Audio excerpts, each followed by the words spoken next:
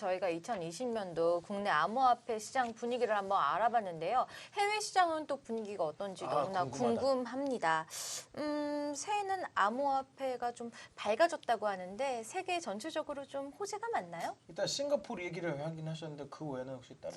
네, 뭐 최근에 미국에서 뉴욕주 금융서비스국에서 상장과 발행과 관련된 지침을 발표를 했습니다. 그래서 네, 그 부분을 조금 설명을 드리고 싶은데요. 네. 원래는 이제 비트 라이센스 처음에 이제 부여할 때 이렇게까지 뭐 많은 이제 토큰들을 발행하는 업체들이 생길 거라고 이제 처음에 생각을 못했던 거죠. 근데 이제 너무나 많은 업체들이 토큰을 발행하다 보니까 그와 관련해서 상장과 관련된 이제 정책이 필요하게 됐고, 그래서 이제 금융 서비스 당국에서 그에 대한 지침을 마련을 했는데요. 먼저 토큰 리스트를 이제 업체들로 하여금 제출을 하도록 하고, 거기서 상장 정책을 이제 검토를 해서 상장 정책을 또 계속해서 업데이트를 이제 해야 됩니다. 그러면 서비스 당국에서는 그 상장 정책을 보고 이제 통과를 시킬 경우에는 추가 토큰을 발행할 때에도 기존의 사전 승인을 받아야 되는 것과는 달리 그냥 통지만 하면 되도록 이렇게 약간 규제를 좀 완화한 것이 있다고 하고요. 이런 측면에 있어서 앞으로 상장 관련된 이제 절차들이 좀 더 간소화될 수 있을 것 같고, 그렇게 되면 또 이제 이 뭐 상장과 관련돼서 우리나라에서도 여러 가지 거래소들이 이제 절차를 좀 연구를 하고 있는데, 그런 것들도 참고할 수 있을 만한 점들이 될 수 있을 것 같습니다. 네. 정부가 이 암호화폐에 대한 제도를 이제 바꾸고 어떻게 보면 이 규제를 낮추다 보면은 혹시 이 암호화폐 시장에 어떤 영향이 있을지 좀 궁금하거든요. 일단은 그 정부의 정책이 암호화폐를 제도권으로 넣는다는 건 정부의 시각이 일단 달라졌다는 거거든요. 그렇죠. 아예 반대 이제 했었잖아요. 네, 그렇죠. 그런데 반대에 대한 기조는 비슷한 것 같아요. 사실 시진핑 같은 경우에도 지금 중국 같은 경우에도 저희가 블록체인 기술은 육성한다라는 것 때문에 암호 자산이 전체적으로 올랐는데 그게 아니야.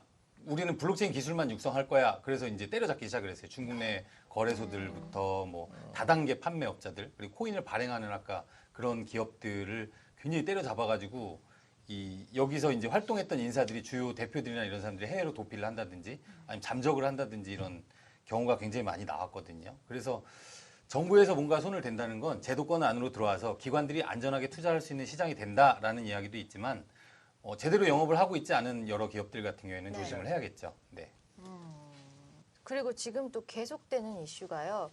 이 SC 승인을 계속 기다리고 있는데 계속 승인을 거부하거나 연기를 하고 있어요. 2020년도에는 어떻게 좀 가능할까요? SC 승인이 떨어질까요? 제가 거기 근무 안 해서 잘 모르겠지만. 근데 이제 그냥 이거. 멋집니다. 이거 알면 뭐 거의 트럼프급 아닌가요? 근데 어쨌든 그냥 제 진짜 개인적인 생각에는 비트코인도 어쨌든 자산으로 거의 이제 전 세계적으로 인정을 하고 있고, 이거에 대해서 어쨌든 그 시장 가격에 대한 변동을 어느 세력이 좀 담당해서 할 수 있냐 이런 거 때문에 지금 조금 유보 중인 것 같거든요. 제가 봤을 때 제 생각에는. 그러니까 이게 정말 전 세계적으로 여러 사람들한테 가지고 있는 건 맞는데, 그러면 분포도가 정말 얼마나 돼 있는지 지갑만 보면 나오지만 그 지갑이 뭐 한 사람의 것일 수도 있고 뭐 여러 사람의 정말 것이 나눠져 있을 수도 있고, 뭐 이런 가정들이 너무 많기 때문에 그 경우의 수가 너무 많으니까 이제 그런 거를 조금 어느 정도 윤곽이 잡히면 좀 편입을 시키지 않을까 싶어요. 그러니까 뭐 언제 된다 안 된다 이런 걸로 사실 뭐 투자했다가 좀 물리신 분들도 많은 걸로 알고 있는데, 저도 뭐 그랬던 적도 있고요. 근데 뭐 이거에 대한 뭐 찌라시가 외부에 그렇게 쉽게 누설되지도 않을 것 같고요. 뭐 이거에 대한 거는 각자 그렇죠. 뭐 그냥 기다릴 수밖에 없는 거라고 저는 생각합니다. 그렇죠. 그리고 솔직히 작년 이제 한 해 동안 아까 이제 우리 김경수 씨께서 이제 말씀하셨는데 이 페이스북 리브라였잖아요. 굉장히 핫했었는데 어떻게 보면 이제 올해 초에 왠지 상용화를 될 예정인데, 그렇게 따지면 이제 리브라에 대한 전망은 뭐 어떻게 될 것인가요? 좀 궁금하거든요. 사실 리브라가 엄청나게 핫했던 게 사실이고, 그렇죠. 굉장히 핫했었잖아요. 올해 초에 상용화 될 거다라고 하는 얘기들도 많았는데 엄청난 반대에 부딪혔거든요. 달러화에 도전을 하는 거다. 또 혹은 유럽 쪽에서는 우리 유로화에 도전을 하는 거다. 그래서 전폭적으로 막겠다. 이런 얘기들이 굉장히 많았죠. 근데 어쨌든 우리가 살아가고 있는 이 현실에서 일반적인 제도와 규제를 넘어서서 우리가 발행을 하고 활동을 할 수가 없거든요, 기업들이. 그렇죠. 왜냐하면 모회사가 있잖아요. 페이스북에 대한 강력한 규제를 하게 되면 또 이 얘기가 달라지는 거죠. 리브라 발행을 못 하게 되는 거고. 그리고 SEC 같은 이런 증권 감독 관리국에서 이제 뭐 막아서면 이게 발행을 할 수도 없는 거고. 그러니까 이 벽을 넘어서려면 앞으로 굉장히 많은 험난한 길을 걸어야 되겠죠. 또 우리나라 같은 경우에도 예를 들면 업비트도 이제 카카오라는 이제 투자한 회사가 있다 보니 카카오뱅크에 대한 신뢰가 무너진다. 업비트를 계속 이제 뭐 ICO를 한다든지 이렇게 네. 계속 이런 식으로 하면 이 모회사를 건들면 업비트도 조용히 숙이고 있어야 되는 거거든요. 그렇죠. 그래서 이 어쨌든 앞으로 리브라가 시장에 나오게 되면 굉장한 네. 파급 효과가 있겠죠. 예를 들면 리브라 같은 경우에는 광고로 먹고 사는데 이 광고 토큰들은 니네 광고 회사들이 전부 리브라로 결제해. 이러면 전 세계적으로 끝나는 거거든요. 그렇죠. 전 세계가 다 활용을 하는 그러네요. 거예요. 맞아. 그런데 이걸 못하게 막고 있기 때문에 사실상 쉽지 않다고 봅니다. 그러네요. 리브라로 결제하면 DC 이러면은 그렇죠. 다 그렇죠. 네. 그 끝이에요. 네, 모두가 그냥 쓰죠. 심한 그냥 잡아먹는 거죠. 네, 시장을. 맞아요. 네. 근데 저는 작년에 미국 그 상하원 청문회에서 리브라가 엄청난 질타는 받았던 걸 기억하는데 네. 중국에서는 반응이 또 괜찮았어요. 그렇죠. 이 중국에서 암호화폐를 발행한다 말만 있는데 네. 어떻게 올해는 좀 나올까요? 뭐 정확한 건 사실 예측하기 어렵지만 우선 이제 전 세계적으로 지금 세계 각국의 중앙은행들이 CBDC 발행에 굉장히 많은 관심을 보이고 있습니다. 네. 그래서 아까 말씀하셨다시피 시진핑 주석이 뭐 블록체인을 진흥하겠다고 하고 또 최근에는 이제 CBDC를 발행을 해서 중앙은행을 통해서 이제 발행하겠다. 그리고 뭐 가장 먼저 발행하는 국가가 될 것 같이 이렇게 뭐 발표를 많이 하고 있어요. 그래서 그런 부분 굉장히 주목할 만한 부분입니다. 특히 그 중국 같은 경우는 지금 수저우성하고 선진 지역에 네. 거기서 이제 DCEP라고 하는 이제 그 디지털 화폐 발행을 뭐 앞두고 있다고 하고요. 그리고 이 구조는 중앙인민은행에서 상업은행에게 발행을 하면 그 상업은행에서 다시 디지털 화폐를 인민들에게, 그러니까 뭐 일반인들에게 이제 배포를 하는 식으로 이렇게 2단계 구조를 띠고 있다고 합니다. 그래서 이 부분은 굉장히 좀 주목할 만하고 뭐 이런 속도라면 연내 가능하지 않을까 하고 이제 또 전망은 하고 있습니다. 약간 얘기 듣다 보니 약간 중국이 비트코인이니까 밀당하는 것 같거든요. 그러게요. 그렇죠. 맞는 말. 발행할 거다 안 할 거다 할 거다 계속 네. 왔다 갔다 하니까. 네. 그래서 솔직히 약간 그런 얘기를 할 때마다 이 비트코인 시장 그래도 좀 영향이 있지 않을까요? 만약에 이제 발행한다고 하면은. 그러니까 뭐 그게 막 직접적인 영향은 모르겠지만 뭐 네. 블록체인 진흥한다고 했을 때 실제로 굉장히 많이 갑자기 급등했거든요. 한 800만 원 선에서 1,200만 원까지 오르고 했었기 그렇죠. 때문에 이 영향이 있는 것 같습니다. 뭐 그럼- 전문가는 사실 그렇죠. 네, 네. 따로 계시기 때문에. 그럼 중국이 중국이고 또 우리나라 한국이잖아요. 그럼 이제 네. 그 한국은행이나 그 말씀하신 것이 이제 다른 나라 은행은 이 그 디지털 화폐를 이제 발행을 준비하고 있는 상태인가요 지금? 미국이나 일본 같은 경우에는 그 CBDC라고 하는데 그 발행에 신중히 되게 접근하겠다는 CBDC요? CBDC. 아 예. 욕하신 줄 알고. 아니 그게 아니라 예. 아니 쟤는 뭔줄 알고 싶어가지고 예. 이제 알파벳이죠? 예. 예, 이렇게 CBCD. 예. CBDC. 아 DC 예. 근데 한국은행 같은 경우는 뭐 올해 초부터 발행 계획이 없다고 이제 발표를 이미 한 입장이고 네. 향후 지급 결제 시스템의 뭐 안전성 그리고 뭐 효율성 이런 걸 높이는 차원에서 CBDC를 향후 옵션 중에 그냥 하나로 고려하고 있는 그런 상황이라고 저는 알고 있고요. 그리고 얼마 전에 한국은행에서 블록체인 전문가 채용 공고가 있었어요. 네. 그런 거 봤을 때 또 앞으로 좀 그쪽을 도입하는 게 아니냐라는 업계든 어디 사람들의 대중들의 의견이 좀 있긴 있었죠. 예. 그 한 명 뽑더라고요, 한 명. 근데 어쨌거나 모집 공고를 냈다라는 거는 뭔가 그쪽 방면으로 쓸 데가 있다라는 거잖아요. 어쨌거나. 그죠. 그렇죠. 그리고 저희가 듣기로는 이제 그 이더리움 2.0이 올 초에 이제 등장한다는 얘기 있었는데 그거를 네. 그것이 사실인가요? 아까 말씀드린 대로 그렇죠. 이더리움이 차지하는 역할이 굉장히 큽니다. 이더리움이라는 플랫폼을 활용해서 네. 이더리움 메인넷을 통해서 발행한 여러 개의 뭐 암호화폐들 또 그리고 이 토큰 생태계에서 활용하려고 하는 다양한 이제 비즈니스들이 있기 때문에 이더리움이 어떻게 될 것인가에 대한 이 변화에 대한 그 문제가 이 전체 가상자산 시장을 뒤흔드는 여러 가지 이슈들로 번지거든요. 그래서 네네네. 사실 그 프로젝트들한테 큰 영향을 미칠 수 있기 때문에 그렇습니다. 그리고 네. 뭐 거래소들 같은 경우에도 굉장히 거기에 맞춰서 개발해야 될 것들도 굉장히 많고요. 그렇죠. 또 그래서 이제 네. 그것 때문에 많은 사람들이 이제 그 관심 많이 가질 수밖에 없거든요. 네, 그렇죠. 중요, 제일 큰 진짜 이슈 중요한 중에 역할을 하나죠. 하기 때문에. 네, 맞습니다. 네. 네. 네, 오늘이 또 새해잖아요. 암호화폐 시장의 저명 인사들이 왜 연초마다 비트코인이 얼마까지 갈 것 같다, 뭐 이런 예측 내놓잖아요. 좀 잠시 생각해봤다가 네. 답을 한번 내놓는 걸로 할까요? 예측. 저는 이게 지금 좀 무섭거든요. 왜냐하면 이제 그 방송 찍으면은 네. 좀 잘 나올 거라 그렇게 예측하면 또 막상 이제 첫 방송하고 나서 저는 이런 보면은 엄청 슬퍼요. 맞아요, 그래서 맞아요. 저는 글쎄요 모르겠어요. 예, 모르겠어요. 근데 이 좋은 일들 많이 생기고 이 그 암호화폐 시장이 어느 정도 이제 자리를 잡으면 많은 사람들도 관심도 가지고 자신감을 심어주니까 그만큼 이제 올라가지 않을까 싶은데 네. 근데 작년처럼 계속 이제 안 좋은 얘기도 생기고 막 사기도 생기고 막 그러면은 자신감 뚝 떨어지고 그러니까 이 그 시장이 뚝 떨어지지 않을까 싶어요. 일단 저는 전문가라는 게 붙었기 때문에 사실 네. 전문적 장사를 접을 수도 있거든요. 이걸 틀리면. 지금 열심히 듣고 있거든요. 네. 사실 저는 지금 작년에 2019년도에 아직 터지지 않은 악재들이 몇 가지가 있어요. 저희가 그 제도권 안으로 들어올 때 이제 생기는 출혈들이 몇 가지가 있거든요. 네네네.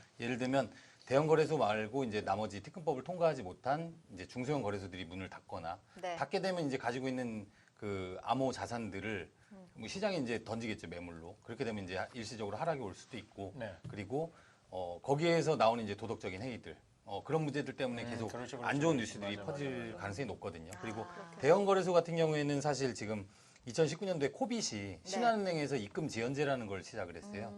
제가 지금 비트코인을 사고 싶어도 입금을 하면 3일 뒤에나 그게 적용이 돼요. 그렇게 되면 이 투자자들의 어떤 이 열기가 굉장히 식을 수밖에 없습니다. 그렇게 되면 투자자들이 우리가 제도권 안에 들어오면 기관 투자자건 신규 투자자건 많이 들어온다라고 생각을 하고는 있는데 사실상 쉽지가 않거든요. 그런데 이 시점이 어쨌든 특근법 이후에 여러 가지가 결정이 될 것 같아요. 그래서 전반기에는 지금 올 상반기에는 가격이 오를 만한 여러 가지 호재거리가 사실상 없고 그래서 이 지금 이 정도 수준의 가격을 계속해서 유지를 할 것 같습니다. 그리고 하반기에는 어쨌든 특근법 이후에는 그 변화에 따라서 가격이 뭐 등락이 되겠죠. 근데 서수민 팀장님께서 예측하신 대로 변화가 굉장히 심한 한 해일 거라는 건 저도 동의를 하고요. 그리고 만약에 거기서 상승 요소가 있어서 여러 가지 호재거리가 있다라고 네. 한다면 뭐 1,500만 원이든 2,000만 원이든 충분히 갈 수 있는 동력이 될 거고 사실상 그런 호재가 터져주지 않는다면 뭐 한 1,000만 원대에 맞춰서 계속해서 이제 비트코인의 가격은 1,000만 원 뭐 이런 식으로 어느 정도 진행이 되겠죠. 근데 반감기 이후에는 또 혹시 모르겠어요. 사람들이 반감기 이후의 이슈에는 이게 선반영됐다라고 하지만 어쨌든 그 비트코인은 2,100만 개라는 한정된 자원을 우리가 채굴하는 과정에서 이 가격이 올라가는 요소가 있거든요. 그러니까 네. 좀 장기적으로 보시고 투자자 여러분들께서는 좀 심신 단련, 마음 수양을 좀 하시면서 기다리시면 충분히 올라가지 않을까 싶습니다. 우리 코린이들뿐만 아니라 쌤도 어떻게 보면 암호화폐 처음 입문하면서 이렇게 또 MC까지 맡았는데 네네네. 어떠셨어요? 일단 이제 그 이 프로 이름 코인의 라이트 있잖아요. 솔직히 저는 이 프로 시작했을 때 코인에 대한 생각이 되게 어두웠어요. 아, 예, 근데 이 코인 라이트 통해서 이제 또 많이 밝아졌거든요. 예, 물론 아직도 뭐 특근법이라든지 아직도 법이라는 게 뭐 정확히 이제 정해지진 않지만 제가 봤을 때 앞으로 그런 거를 다 하나씩 해결하게 되고 정해지면은 어느 정도 저도 이제 자신감이 생길 것 같고 저처럼 이제 많은 일반 사람들이 이제 투자하면서 앞으로도 이 그 암호화폐라는 게 많은 사람들이 이제 할 수 있게끔 그렇게 대중화됐으면 좋겠습니다. 예, 많이 배웠어요. 엄청 많이 배웠습니다. 또 시즌 하나 또 간다면은 그러니까. 불러주십시오. 언제든지 달려가겠습니다. 아유, 저희도 시즌 1부터 이렇게 진행을 해왔는데 그때 시작했을 때만 해도 이렇게 관련 법규가 없었는데 네네네. 이렇게 마칠 때쯤 되니까 관련 법규도 생기고 양지에 올라오는 것 같고 쌤 말대로 정말 대중화되고 있는 것 같아서 그렇죠. 막 뿌듯해요. 우리가 좀 일조한 부분이 있지 않을까? 그렇죠. 뭐 이런 자화자찬도 해보면서 막 기분 좋게 시작하는 것 같은데요.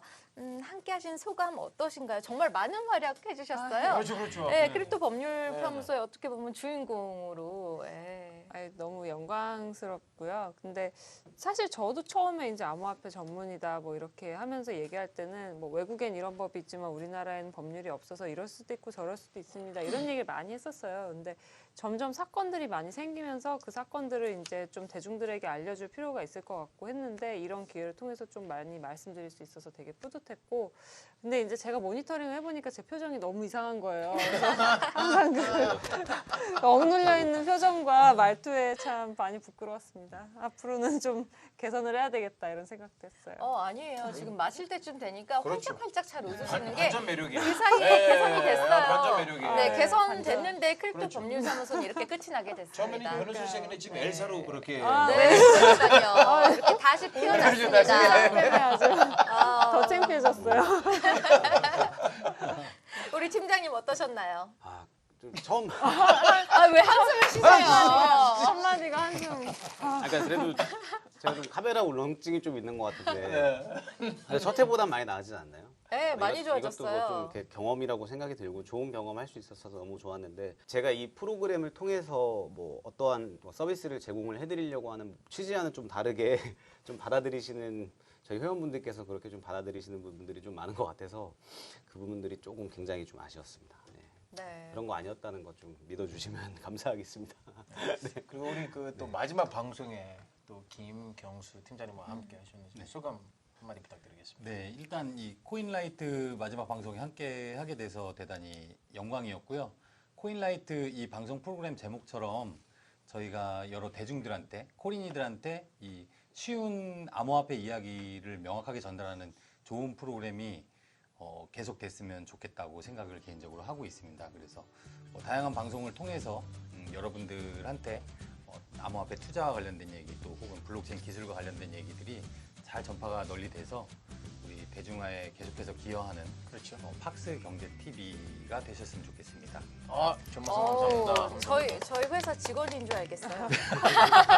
네, 어느새 월요일부터 이렇게 목요일까지 소속감이. 네, 아침 생방송을 진행을 하고 있습니다. 네. 대단하시네요. 네.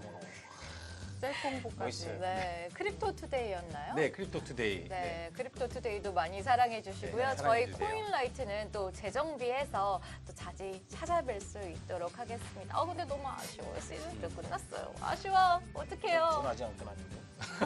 아직 안 끝났어요? 저는 아직 안 계속 끝났어요. 혼자 나와서 이제 다음 주에 진행하시는 건가요? 이제 또 가나 시청자도 있기 때문에. 제발은 좀 코인라이트 간합변 해갖고 막 유튜브 혼자 하고 계시고 막 이런 거 게스트로 아니에요? 한번 나와주세요. 아, 그러니까요. 네. 네, 우리 한번 그렇게 갈까요? 그럼요. 네, 저희 유쾌하게 웃으면서 마무리하고요. 더욱더 이렇게 재정비하고 또 재밌게 다시 찾아뵐 수 있도록 노력할게요. 저희 이거 마지막